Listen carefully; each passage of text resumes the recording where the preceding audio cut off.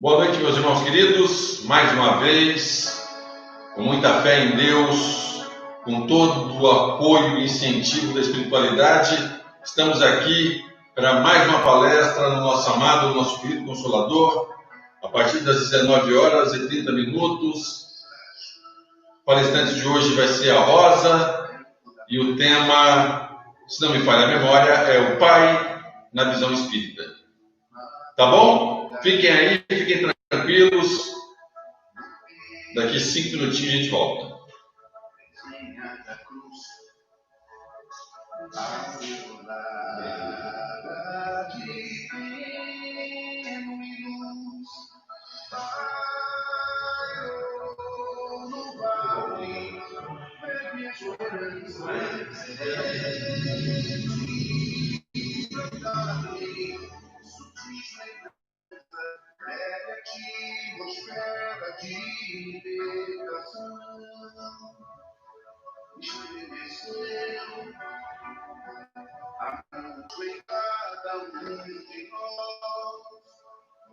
Nos fez aproximar, ouvir aquela voz, ansiamos uma legítima benfeitores casos,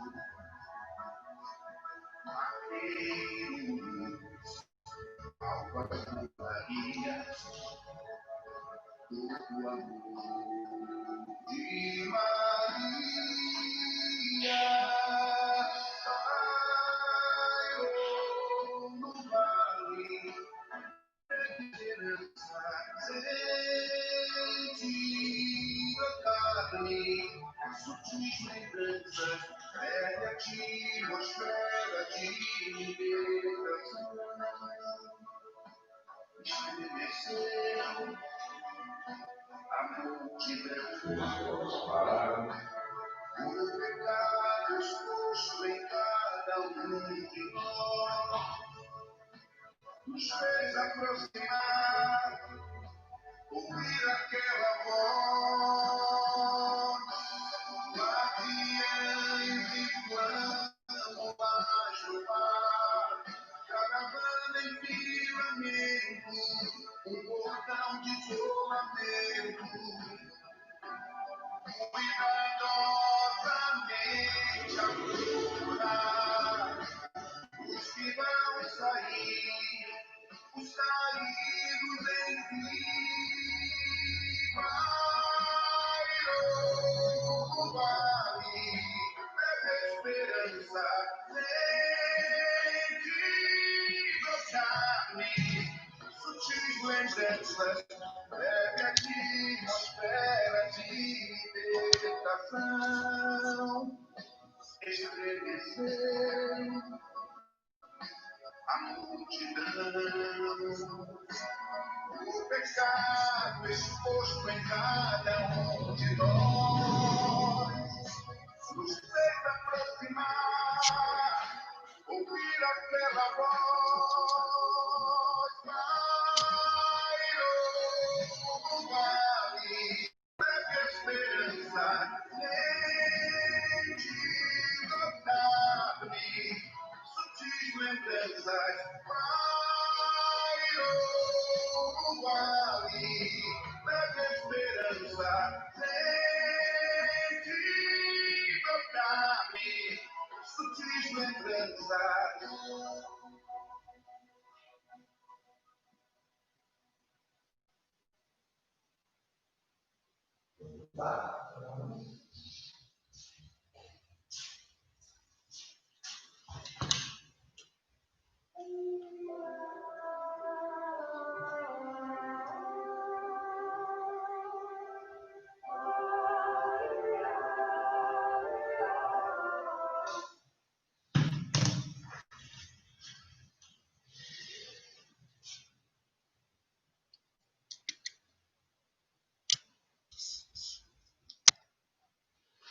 Pronto, pequenos problemas técnicos.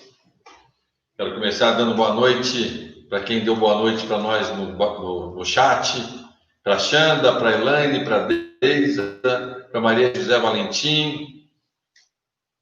Toda hora está subindo uma página aqui que não é do nosso... Não sei se vocês conseguem vê-la aí. Dá só um minutinho que eu já resolvo isso.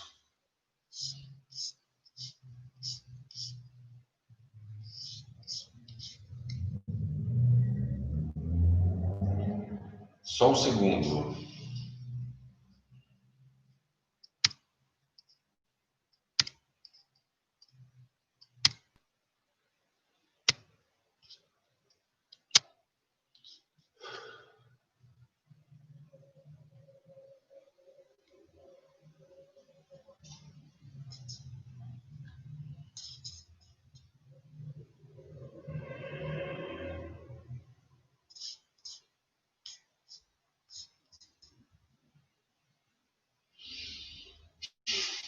Pronto. Finalmente. Vamos de novo? Meu boa noite para quem dá boa noite para a gente no chat ao vivo. Para Xanda, para Elaine, para Deisa, para Maria José, para Yoshiko, para Carmen. É um prazer sempre muito grande poder contar com a audiência de vocês, com as vibrações de vocês, com as orações de vocês. Como já disse, nossa palestrante de hoje é a nossa amiga Rosa Alice. Vamos falar sobre o Pai na visão espírita. Faremos a leitura, então, no sinal verde, como sempre, do Espírito de André Luiz, psicografia de Chico Xavier, e o capítulo de hoje é Saudações. Toda saudação deve basear-se em pensamentos de paz e alegria. Pense no seu contentamento quando alguém lhe endereça palavras de afeto e simpatia, e faça o mesmo para com os outros.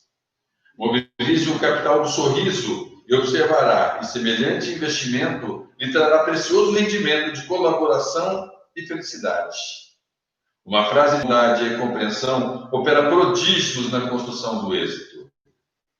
Auxilie os familiares com a sua palavra de entendimento e esperança. Se você tem qualquer mágoa remanescendo da véspera, comece o dia à maneira do sol, esquecendo a sombra e brilhando de novo.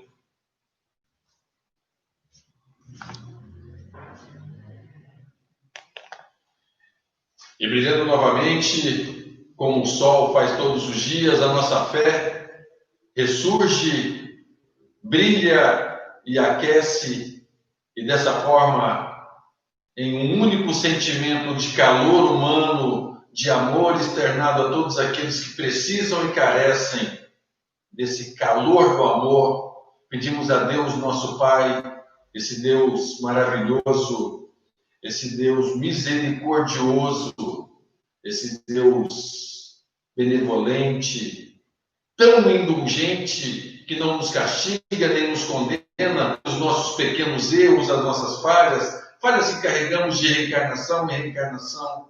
Ao contrário, nos dá a possibilidade de reencarnarmos, estarmos num momento tão difícil, num momento onde tantos irmãos retornam à pátria espiritual e tantos outros sofrem pela doença, pelo luto.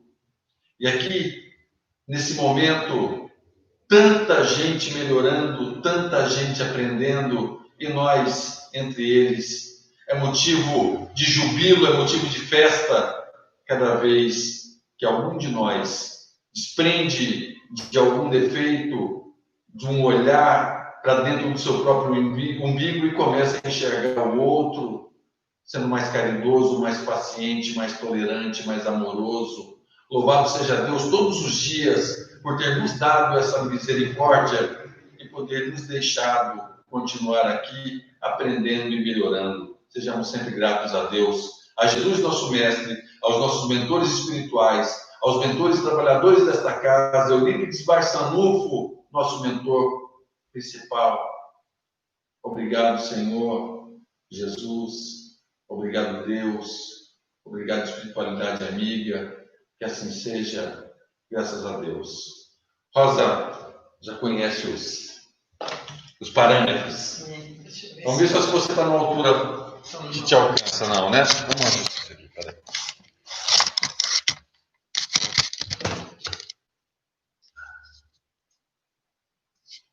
Ok. A gente está com um pouquinho de problemas hoje.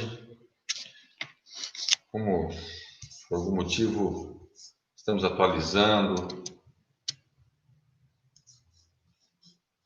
Na verdade, só a gente enxerga isso daqui, tá, Rosa? Eles não estão enxergando, na verdade. Só um pouquinho mais de paciência, a gente já resolve. Tá bom a altura para você? Ótimo.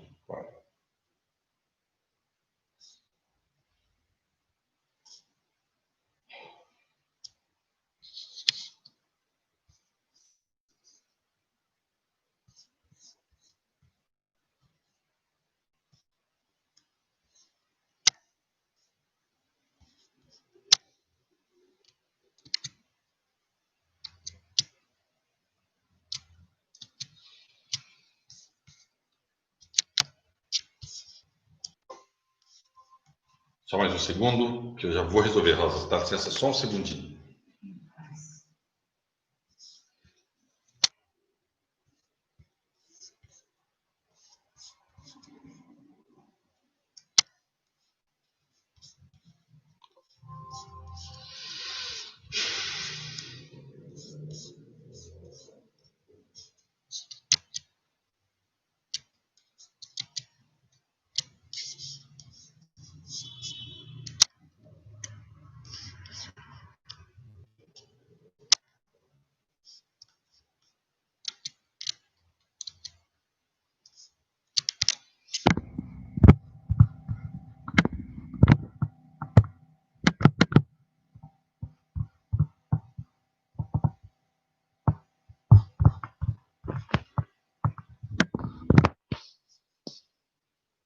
Não vai sair dessa tela daqui, mas não tem problema, você consegue fazer.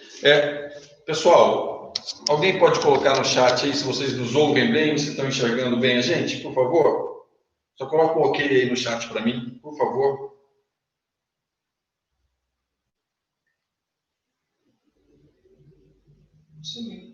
Pronto.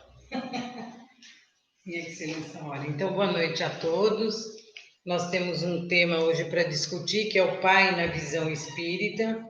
E nós vamos começar dizendo que o pai que a gente vai comentar aqui não é necessariamente o pai biológico. Além do pai biológico, aquelas pessoas que têm como função educar, conduzir espíritos. E nós vamos buscar uma passagem do Evangelho de João, capítulo 21, versículo 17. Jesus já havia sido crucificado e os apóstolos andavam assim meio que perdidos, com a consciência do que teriam que fazer, mas assim sem muita direção. E eles estão pescando e eles percebem uma figura nas margens, onde eles pescam, preparando uma fogueira, e eles reconhecem que aquela pessoa é Jesus. E eles vão até lá, se sentam em torno dessa fogueira, com o produto da pesca, assando esses peixes, e eles começam uma conversa. E Jesus se dirige a Pedro, e ele pergunta a Pedro da seguinte maneira: Pedro, tu me amas? E Pedro olha para Jesus e fala: o senhor sabe que eu o amo. Ele responde: apacenta as minhas ovelhas. Novamente, Jesus pergunta a Pedro: Pedro, tu me amas? E Pedro, já meio incomodado, fala: o senhor sabe que eu o amo. Então, apacenta as minhas ovelhas. E pela terceira vez, ele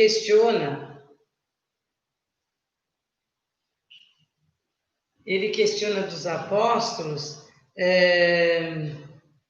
se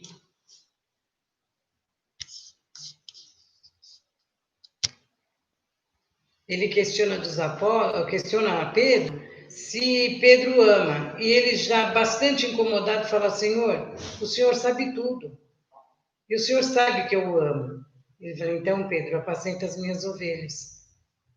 A gente questiona um pouquinho Qual a necessidade que Jesus tinha de perguntar por 3 vezes a Pedro se ele o amava? A gente sabe que Pedro tem uma questão de negação por 3 vezes, a gente sabe de várias coisas, mas nós vamos um pouquinho mais profundo. Se Jesus, naquele momento, ele pergunta a Pedro sobre o amor dele, e aí a gente volta um pouco nessa escolha dos apóstolos, e a gente vai verificar que Jesus, ele nunca escolheu as pessoas que o acompanhavam pelos seus dotes intelectuais, pelo o lugar que eles ocupavam na sociedade. Pelo contrário, ele foi buscar simples pescadores. E aí a gente questiona, né? Jesus não valorizava esses outros dons das pessoas? Com certeza sim. Mas ele precisava de um coração que tivesse uma capacidade imensa de amar. E ele escolhe os apóstolos, e é nesse momento que ele coloca para Pedro a necessidade desse amor maior. E esse chamamento que Jesus faz a Pedro, ele faz a nós todos os dias, né? A nós que somos pais, a nós que temos a missão de educar, a nós que temos a missão de conduzir ovelhas. E a gente vai um pouquinho lá para dentro da nossa casa, aqueles que têm filhos, aqueles que têm netos, que têm sobrinhos, que tem algum ser que ele necessita de amparo para prosseguir na sua jornada.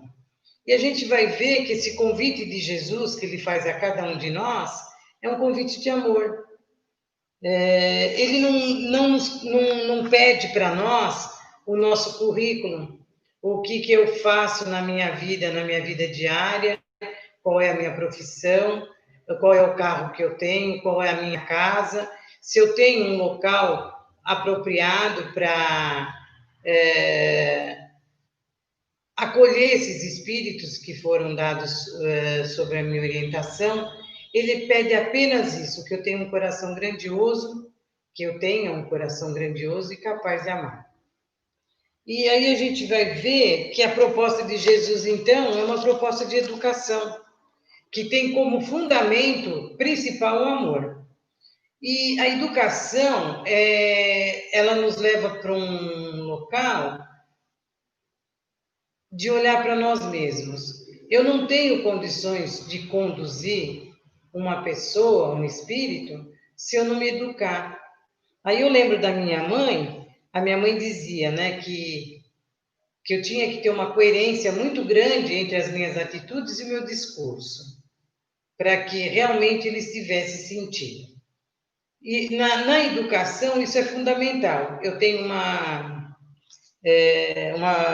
um preparo por profissão na área educacional, e a gente aprende que a criança, essa criança que nos chega, não importa de que forma, mas para que a gente as oriente, que essa criança ela vem com uma história anterior, mas que o ambiente vai modificá-la, senão ela não necessitava de uma família.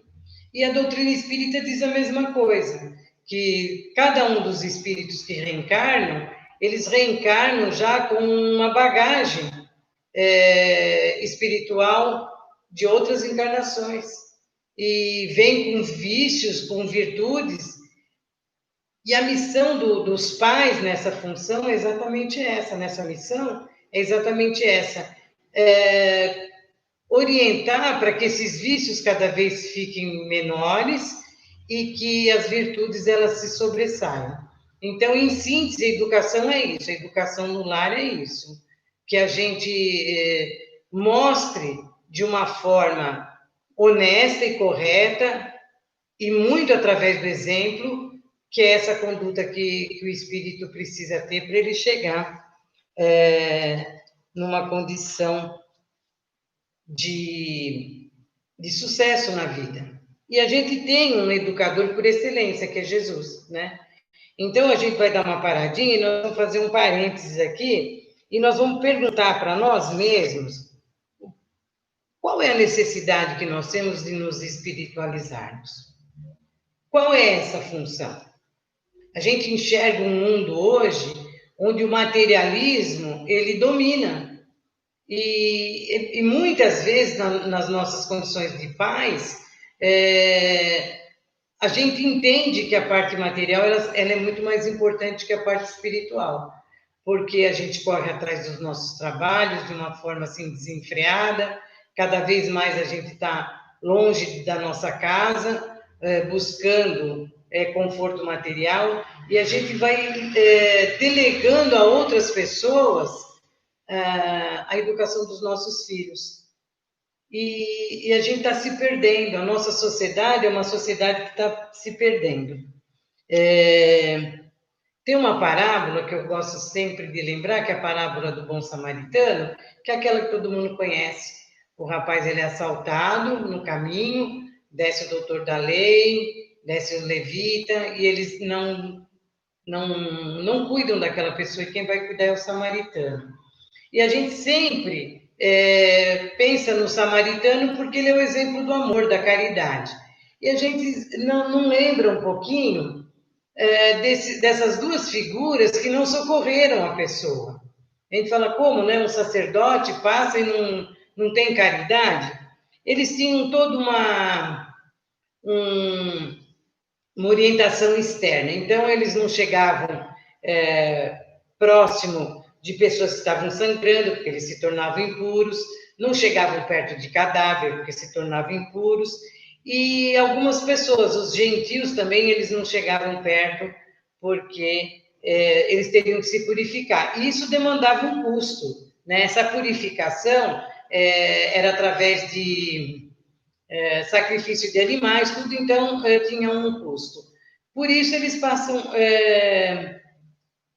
distante e não tomam nenhuma providência de socorro. Essa pessoa que foi assaltada, ela estava praticamente nua, não tinha condições de falar, porque estava desmaiado, todo machucado. Então, era uma pessoa que Jesus fez questão de colocar como uma pessoa sem identidade. E Jesus, em todos os momentos que ele educa, ele faz questão de usar figuras que tenham um alcance muito maior. E aí, ele mostra que essa pessoa que não está com uma identidade são as pessoas que necessitam da nossa caridade. Nós não temos que saber quem são as pessoas para poder ajudar. Né? A gente se questiona muito, mas eu vou dar esmola, depois a pessoa vai beber. Não é essa a questão. Tem que ver o amor que eu tenho dentro de mim e se esse amor realmente é um amor de caridade. Eu trabalho no meu dia a dia para exercer essa caridade. E aí a gente vai perguntar, né? Onde que está esse nosso templo aí? Eu venho aqui no Centro Espírita, uma vez a cada 2 meses fazer palestra. Eu frequento o centro às terças-feiras, em Santana de Parnaíba, e eu cumpri com a minha obrigação espiritual. Mas eu ser espírita ou ser educadora dentro de um centro é a coisa mais fácil. Jesus, ele não quer que esse meu comportamento se restrinja dentro do centro, ao templo. Ele quer que eu tenha essa atitude no meu dia a dia. E é essa a proposta do Evangelho de Jesus, que a gente tenha uma capacidade de executar essa tarefa, deixando de lado aquilo que é acessório para o essencial. Então, o essencial hoje, a gente vê esse mundo se perdendo e a gente fala, mas o que está acontecendo? Então, a gente está vendo um materialismo enorme que se agrupa junto a um egoísmo imenso e a gente está vendo essa decadência social. O que está nos faltando é uma conexão com o espiritual. A gente, para educar, a gente tem necessidade de se educar. Então, a cada dia, nós que somos pais, nós que temos essa função de educar, de educador, nós temos que olhar para dentro das nossas limitações, dos nossos vícios, e tentar minimizar, ou por outra, eliminar essas deficiências da nossa vida e as virtudes. Porque esse é o exemplo que nós vamos deixar para os nossos filhos, para os nossos educandos, né? Numa epístola de Pedro, ele se refere a Jesus como modelo de pastor e modelo de educador. Então, ele é a nossa meta. Eu assisto uma novelinha que passa na Rede Record, e não estou fazendo propaganda, de Jesus. E eu vejo, assim, essa forma que ele olha, aquele olhar complacente, aquele olhar de entendimento, de saber que aquele espírito ainda está num mundo de ilusão. E aí eu brinco na minha casa, eu falo, a minha meta de vida é essa, ter esse olhar sereno que Jesus tem diante das dificuldades, para que eu possa exercer esse amor que Jesus espera de nós, né? E nós temos um exemplo muito engraçado. Paulo, depois da sua conversão, ele conversa com Ananias, tudo, e ele vai para Damasco pregar.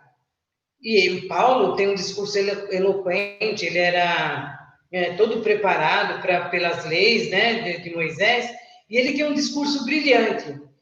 Só que quando ele termina os apontamentos dele lá, ele percebe que aquilo ali não atingiu nada, que as pessoas nem gostaram de ouvir as coisas que ele falou.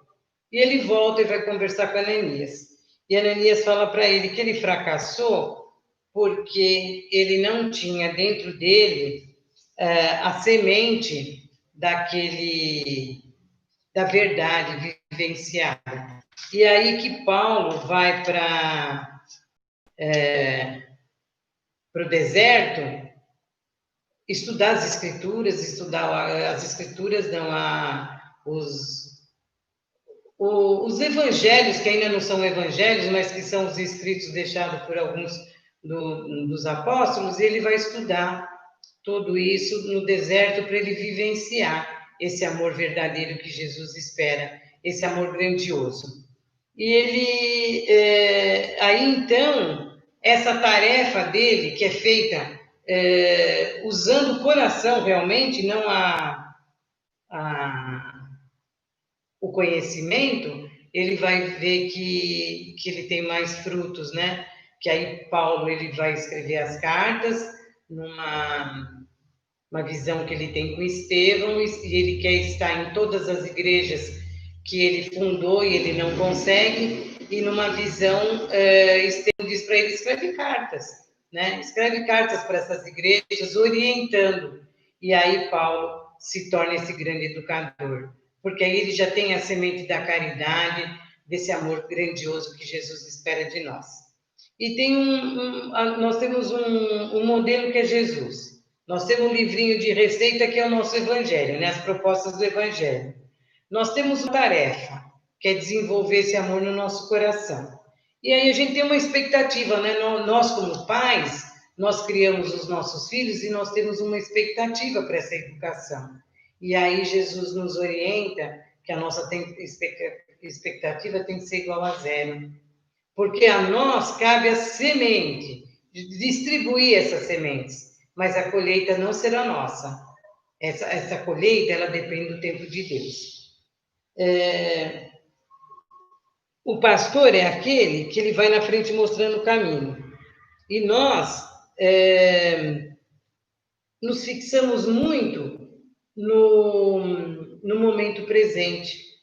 A gente quer que o nosso filho seja feliz hoje, e a gente ainda não entendeu, nós espíritas não entendemos que esses filhos que nos chegam, que nós apenas geramos o corpo desses espíritos, e muitas vezes nem o corpo, porque eles não chegam por adoção, mas que o espírito, ele é construído por Deus. E tem toda uma trajetória de vida para esses nossos espíritos, que eles têm encarnações, têm problemas, que eles vêm depurando, como nós. E todo esse trabalho, de todas essas encarnações, elas passam a ir minimizando essas nossas deficiências. E aos pais cabe essa missão de entender que cada espírito está num momento, que às vezes a gente quer muito que um filho siga um determinado caminho, mas aquele não é o caminho dele. Talvez nessa encarnação não seja esse o momento que ele tenha que dar um passo grandioso, ele vai dar só um passo muito pequenininho. E a gente tem que estar junto, apoiando, porque a nossa expectativa tem que ser zero. A gente tem que fazer a nossa parte como educador e deixar seguir em frente, né? Tem um livro que ele chama... como é o nome do livro? Deixa eu pegar aqui.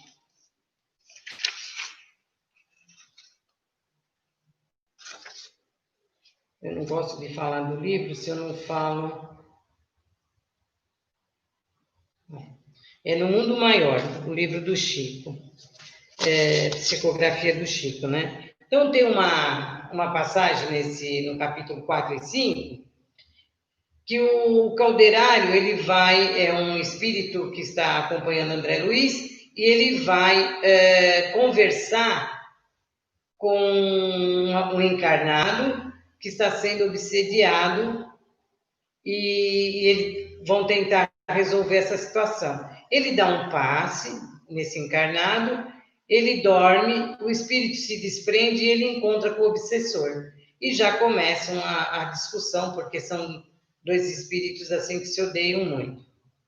E André Luiz fica assim muito assustado, porque o Calderário se afasta e não consegue acalmar aqueles dois espíritos.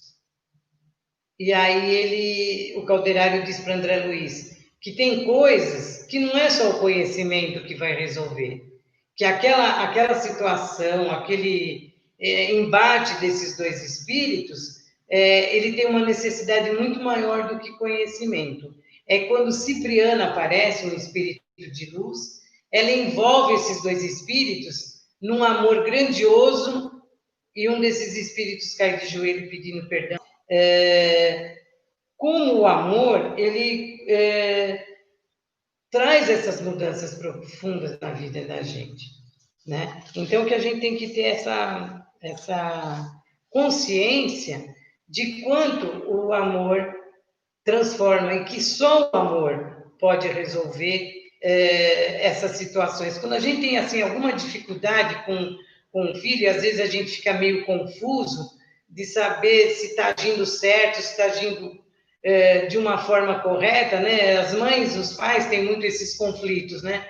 É só acalmar o coração e ver se as nossas atitudes elas estão sendo direcionadas por amor. Se estiver sendo direcionado por amor, com certeza nós estamos no caminho certo. E Jesus, ele nos dá três situações que ele vai querer que a gente... Ele vai nos mostrar que para ser pastor, ele vai precisar de 3 características. Primeiro, a gente precisa dar a vida da gente pelas nossas ovelhas, por essas ovelhas que a gente está conduzindo. Isso da vida não é dizer, eu vou me matar por um filho, por um educando. Não. É eu tentar ser um exemplo mais próximo de Jesus possível, dentro das minhas limitações. Porque nós pais também somos imperfeitos. Então, que a gente tenha um amor grandioso brotando dentro do nosso coração, e que as nossas atitudes elas sejam feitas por amor. E sendo feita por amor, com certeza a gente está caminhando no lugar certo. Outra coisa que Jesus ele espera de nós é que a gente conheça as nossas ovelhas, né? Não adianta eu querer educar um filho que eu não conheço. Eu tenho que saber das virtudes, dos defeitos, para eu saber aonde eu vou trabalhar. É a mesma coisa, eu vou fazer um projeto de trabalho, se eu não souber que tipo de projeto é esse, qual é a minha intenção, eu não vou conseguir executar projeto nenhum. A educação é a mesma coisa. Eu tenho que ter um projeto, eu tenho que conhecer o material que eu vou usar. Então, eu tenho que saber as qualidades desse meu filho, eu tenho que saber os defeitos exatamente para isso, para ir aparando essas arestas e deixar fluir nele aquilo que ele tem de bom. Que nada mais é do que educar. Isso é educação. Né? A gente promover esse espírito naquilo que ele tem de melhor e tentar, a cada dia, ir eliminando com muito carinho, com muito amor, aquilo que não está tão bom nesses nossos educandos, né?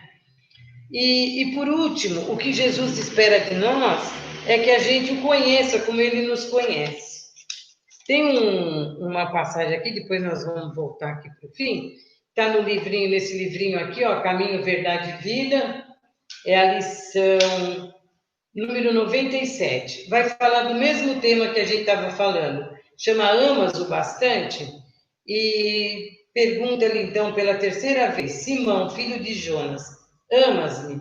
E aí ele vai explicar tudo isso, e aí ele diz o seguinte, que Jesus, ele não pede informação ao discípulo com respeito aos raciocínios que lhe eram peculiares. Não deseja inteirar-se dos conhecimentos do colaborador relativamente a ele. Não reclama compromisso formal. Pretende saber apenas se Pedro o ama, deixando perceber que com o amor as demais dificuldades se resolvem. Se o discípulo possui suficiente provisão dessa essência divina, a tarefa mais dura converte-se em apostolado de bênçãos promissoras. É imperioso, desse modo, reconhecer que as tuas conquistas intelectuais valem muito, que as tuas indagações são louváveis, mas, em verdade, somente serás efetivo e eficiente cooperador do Cristo se tiveres amor. E aí nós vamos encerrar com essa frase, quando a gente volta, conheço o Pai e por ele sou conhecido, que já estava no Antigo Testamento, onde ele diz que o Senhor é o nosso pastor, então que nada nos faltará. Que a gente tenha realmente essa conexão profunda diante de todos os momentos que a gente tem vivido, que eu encaro como momentos de oportunidade. Eu sei que são momentos difíceis para as pessoas que perderam pessoas queridas, pessoas que estão internadas, e a gente sabe o quanto isso é difícil, essa separação momentânea, essa falta de entendimento do que está acontecendo, mas que a gente olhe para tudo isso como uma grande oportunidade que o Pai está nos dando novamente de fazer uma revisão no nosso caminho. Que mesmo diante da morte, esse momento que nós estamos vivendo é um momento de merecimento. Então, que a gente realmente utilize a maior força que nós temos, que é o amor.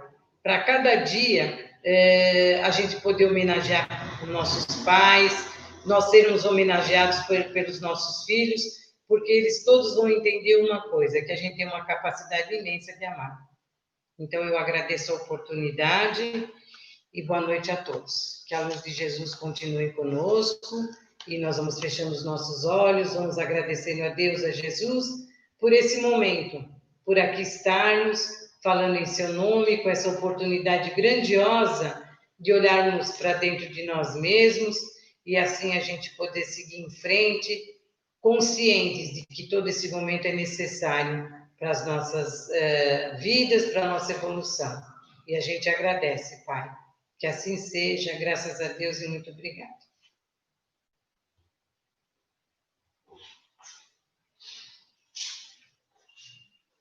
Muito obrigado, Rosa, pelo estudo de hoje. Sempre uma alegria a gente poder estar unidos, né, e vibrando e aprendendo, e ainda mais seguindo o exemplo de nosso Mestre Jesus, mais uma vez e sempre nos mostrando o modelo e o guia a ser seguido.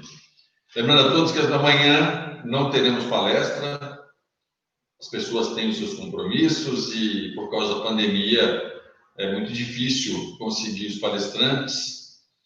E aí, para vocês não ficarem cansados demais desse seu amigo aqui, eu vou livrar vocês de ter que me ouvir falando mais uma vez amanhã.